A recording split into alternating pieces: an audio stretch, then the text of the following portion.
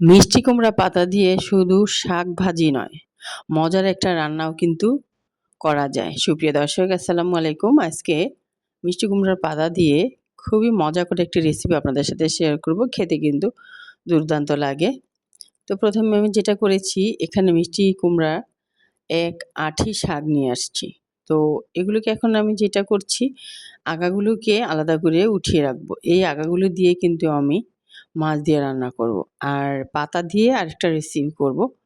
খুবই ভালো লাগবে আপনাদের। একবার হলেও ট্রাই করে দেখবেন। সুপ্রিয় দর্শক, যারা নতুন দেখছেন, ভালো লাগলে একটা লাইক দিয়ে একটা সাবস্ক্রাইব করে আমার চ্যানেলের সাথে থাকতে পারেন নিত্য নতুন টিপস ও রেসিপিগুলো পেতে। সাবস্ক্রাইবের পাশে থাকা যে অল বাটন আছে, একটা ক্লিক দিয়ে রাখলে নিত্য নতুন রেসিপিগুলোর নোটিফিকেশন আপনার কাছে পৌঁছে যাবে। আপনি চাইলেই দেখে নিতে পারবেন।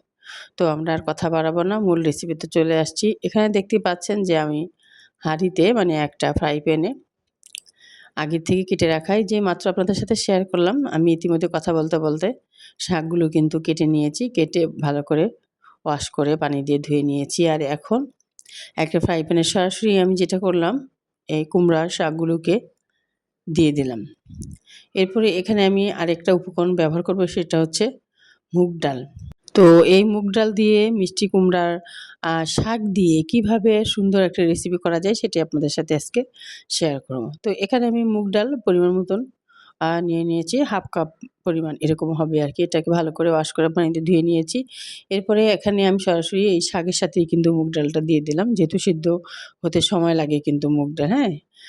এবং হচ্ছে যে এই শাকটাও, কুমড়া শাকটাও কিন্তু বেশ সময় লাগে। তো যাই হোক, এখন আমি একসাথে শাক, ডাল দিয়ে এখানে রসুন কুচি দিয়েছি কয়েকটা, পেঁয়াজ কুচি দিয়ে দিলাম ২ টো কুচি করে। তো এগুলো দিয়ে এখন আমি যেটা করব, এখানে হলুদ দিয়ে দিব। হলুদ দিয়ে দিলাম ১/২ চা চামচ। এরপরে এখানে ঢেকে দিলাম। কিছুক্ষণ পর আমি ঢাকনা উঠিয়ে নিব। প্রায় ২ থেকে ৩ মিনিট পরে কিন্তু আমি এখানে ঢাকনাটা উঠিয়ে নিলাম। তো লবণ দিয়েছিলাম স্বাদমতো। এক ফাঁকে ঢাকনা উঠিয়ে নিয়ে এখন নেড়েচেড়ে দিচ্ছি। সুপ্রিয় দর্শক, মুগ ডাল দিয়ে মিষ্টি কুমড়া পাতা দিয়ে আমিও ১ম রান্না করলাম। খেতে কিন্তু খারাপ লাগে না, ভালোই লাগে। যার কারণে আপনাদের সাথে শেয়ার করলাম। আশা করছি আপনাদেরও ভালো লাগবে। একবার হলেও ট্রাই করে দেখবেন। আর নতুন নতুন রেসিপি করতে কিন্তু আমার কাছে বেশ ভালো লাগে। যদি সেই রেসিপিটা, রান্নাটা ভালো হয় তখন আপনাদের সাথে শেয়ার করি। দিয়ে দিলাম এখানে শুকনা মরিচ, মানে চিলি ফ্লেক্স বলতে পারেন। তো আমি বাসায় করেছিলাম, সেখান থেকে ১/২ চা চামচ দিয়ে দিলাম।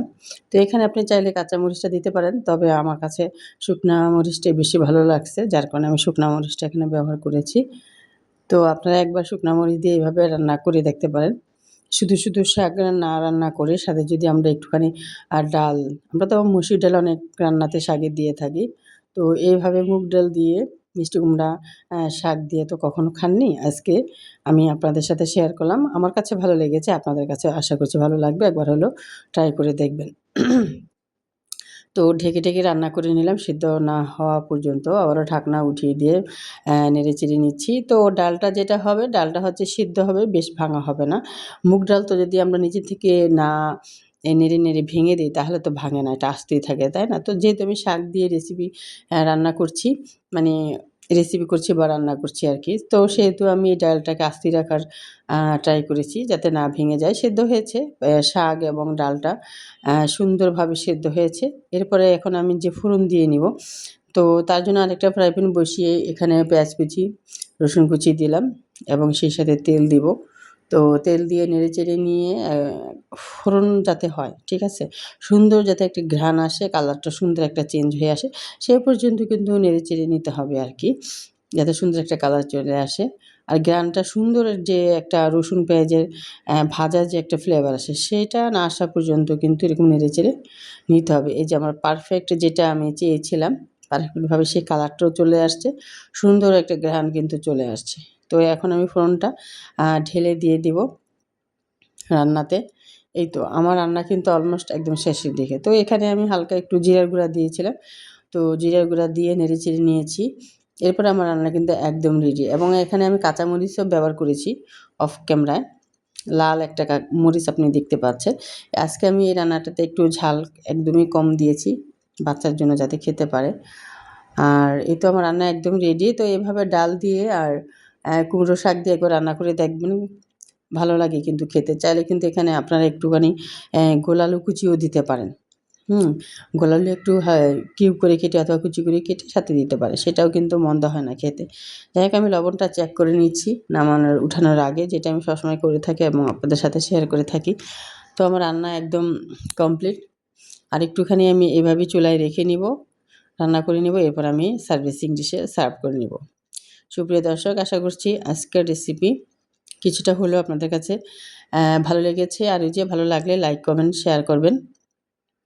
কমেন্ট করে আপনাদের মূল্যবান মতামত জানাবেন যে আমার রেসিপিটা কেমন হয়েছে। আর হ্যাঁ, আপনারা একবার হলেও ট্রাই করবেন আর আমাকে কমেন্ট করে জানাবেন। আর নতুন হয়ে থাকলে সাবস্ক্রাইব করে লাইক, কমেন্ট করে সাথে থাকতে পারেন। আর যারা পুরাতন শুভাকাঙ্ক্ষী আছেন তারা আশা করছি সাথেই থাকবেন। ভালো থাকবেন সবাই, সুস্থ থাকবেন। পরবর্তী রেসিপিতে ইনশাআল্লাহ আবারও আপনাদের সাথে কথা হবে। আল্লাহ হাফেজ।